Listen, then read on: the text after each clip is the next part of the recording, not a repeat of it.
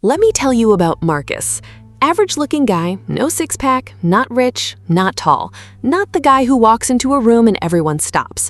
But every woman who spent more than 10 minutes with him wanted more of him. His close friend, who was objectively better looking, drove a nicer car, hit the gym 6 days a week, couldn't figure it out. He'd ask Marcus, "What are you doing, man? What's your secret?" And Marcus would just shrug and say, "I don't know, bro. I just live my life." Here's the thing. That shrug, that casual, "I don't know," that was the secret. And by the end of this video, you'll understand exactly what Marcus was doing, not consciously, not with a checklist, but through a set of deeply ingrained habits that women find almost impossible to resist. These aren't tricks, they're not lines, they're not things you fake. They're behavioral patterns that women's psychology is literally wired to respond to. And the most powerful one, I'm saving it for the very end, because once you understand it, every other point in this video will click into place. Stay with me. Most dating advice tells men the same recycled garbage. Be confident, work on yourself, just be yourself. Useless, completely useless, unless someone tells you what confident men actually do, what specific behaviors read as attractive on a neurological level, what women are actually picking up on when they say, "There's just something about him." That something isn't magic, it's a pattern. And today, we're breaking it down into 10 specific actionable habits. Let's get into it. Habit number 1, the unhurried body. Have you ever watched a man who moves like he has nowhere to rush? Not slow in a lazy way, deliberate, controlled, like every step is on purpose. Here's why that matters. When the nervous system is under stress, when you're anxious, when you're trying to impress someone, when you feel out of place, your body speeds up.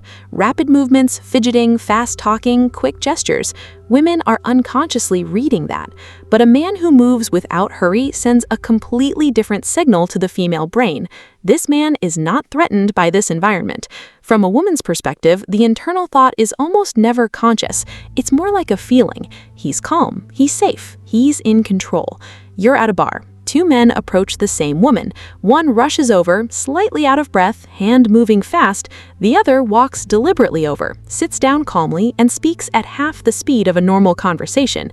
Without a single word, the woman has already made an assessment about which man has more power. Slow everything down by 20%. Your walk, your speech, the way you turn to look at someone. Practice this when there's zero pressure, at the grocery store, at work, so it becomes your default. Habit number 2, the opinion that doesn't need your approval. Here's something women notice and almost never talk about. They're constantly, subconsciously testing whether your opinions are yours or theirs. When a man consistently softens his opinions to match the woman he's talking to, changes his preferences the moment she pushes back, or qualifies everything he says with, "I mean, I could be wrong, but..."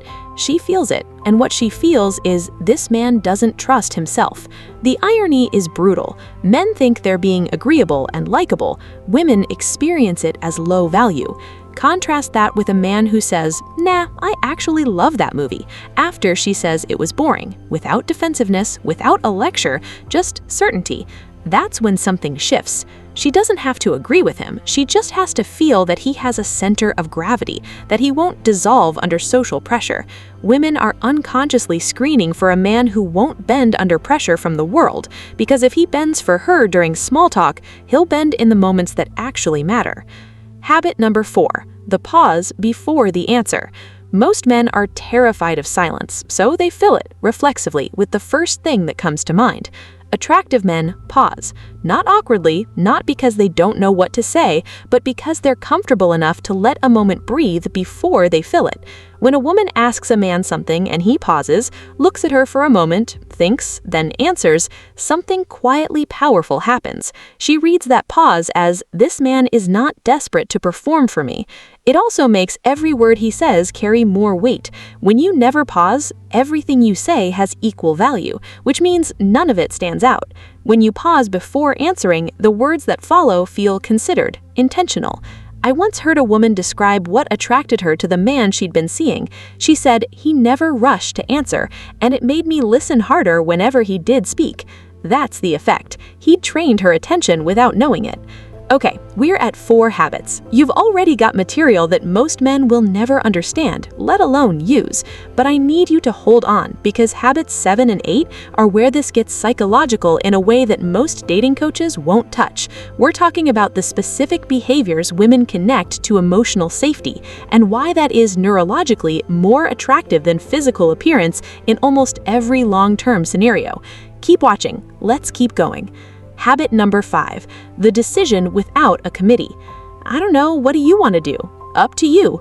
Whatever you feel like. Men think this is being considerate. Women experience it as exhausting. Here's what's really happening. Every time a man defers a decision, he forces the woman to carry the emotional weight of the interaction, and over time, that reads as absence of leadership. Attractive men decide, not dictate. Decide. Let's go to that Italian place on 5th. If you hate it after 20 minutes, we leave. That's leadership with flexibility built in. That's a man who's not afraid to be wrong and isn't hiding behind whatever you want as a strategy to never disappoint. Women are drawn to men who will lead in moments of uncertainty because uncertainty is stressful, and a man who dissolves under it signals that he'll dissolve under larger stresses too. Habit number 7, caring without needing it back. There's a version of caring about a woman that repels her and a version that pulls her in. The repelling version is transactional. I'm doing this because I expect something in return. I'm being attentive because I want your approval. I'm investing because I'm hoping you'll invest back. Women feel that. They can't always articulate it, but it reads in the energy. The attractive version looks identical from the outside. Same actions, same words, but the internal posture is completely different. I'm doing this because this is who I am. I don't need anything from you in return. A man who texts first because he genuinely wants to, not because he's calculating whether she'll text back, that's a completely different energy than a man doing the same thing while sitting by his phone checking every 3 minutes. One feels like abundance, the other feels like debt. Habit number 8, remembering the small thing. This is the one women talk about with each other at 1 a.m. in their group chats. Not the grand gestures, not the expensive gifts, the small, remembered thing.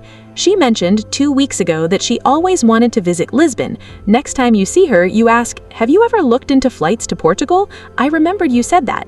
That's it. That's the whole move. The psychological impact is enormous, disproportionately enormous, because it communicates something no grand gesture can communicate. I was listening, not to impress you, because you matter. Women associate this habit with emotional intelligence, and emotional intelligence in a man is, in 2025, one of the rarest and most attractive qualities in existence, because most men simply don't operate this way. A woman on a Reddit thread once wrote that she fell for her now husband on their 3rd date, not because of anything he said or did, but because he asked about her aunt's surgery. She'd mentioned it once, almost in passing, weeks before. He'd remembered. She said, "In that moment, I realized this man actually sees me." Habit number 9, the man who doesn't need to broadcast. There are 2 types of men at a dinner table. The first talks about his accomplishments in the first 10 minutes. His salary, his car, his trip to Dubai. He needs the table to know it.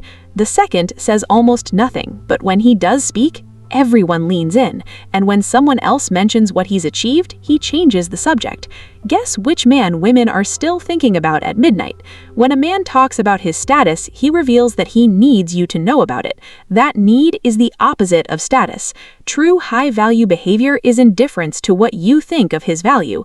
A woman doesn't have to know what you earn, where you've been, or what you've built. She has to feel that there's more to discover. Mystery is not silence, it's the art of leaving something unclosed. Habit number 9, comfort in his own company. A man who is clearly comfortable alone is almost frightening in his attractiveness. Not lonely, not isolated, comfortable. The man who goes to dinner alone, who travels solo and loves it, who has a Saturday morning ritual he protects because it's his, who doesn't need constant social stimulation to feel okay. That man sends a signal that is almost evolutionarily irresistible. He doesn't need me, which means if he wants me, it's a choice. And being chosen by someone who could clearly be fine without you is a different emotional experience than being pursued by someone who needs you to fill their emptiness. A man who clearly has nothing going on except waiting for her to respond feels like a burden. A man who has to actually carve out time to see her feels like an opportunity. Habit number 10, the stillness under pressure. Remember Marcus from the beginning? This was his secret. This was the shrug. This was the, I don't know, bro, I just live my life. The single most magnetic thing a man can do in any situation, in any room, with any woman, is remain emotionally still when pressure rises. When she tests him, when the conversation gets uncomfortable, when other men try to dominate the social hierarchy, when plans fall apart, when she's upset. A man who doesn't react, who absorbs pressure without dispersing it back into the room, that man is neurologically experienced as powerful. Women are biologically wired to move towards stability and away from chaos. A man who is the calmest person in a stressful moment is signaling something ancient and primal. I will not break. I will not scatter. You are safe near me. This is not about being cold, not about being detached. It's about having an emotional core that doesn't get knocked around by external weather.